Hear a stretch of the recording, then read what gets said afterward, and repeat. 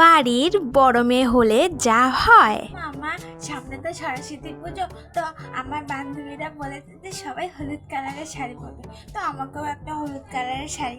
আচ্ছা আচ্ছা ঠিক আছে মানু, আমি তোমাকে শাড়ি কিনে দেবো। মামা, তাহলে আমাকেও একটা শাড়ি কিনে দাও। আমরাও সবাই ভাবছিলাম যে এক রকমের শাড়ি পরবো। দেখ মিনু, মানু ছোট, তার জন্য ওকে কিনে দিচ্ছি।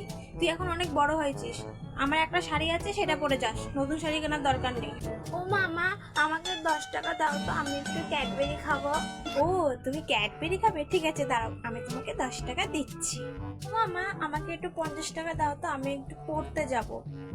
অমনি এখন তোর 50 টাকা লাগবে? কালকে তো তোকে আমি 100 টাকা দিলাম। দেখ, বড় হয়েছিস, বুঝতে শেখ, ঠিক আছে? অত টাকা নষ্ট করিস না, তোর বাবার আয় করতে কষ্ট হয়। আমার একটাই কথা শুনতে হয়, বড় হয়েছি বড় হয়েছি।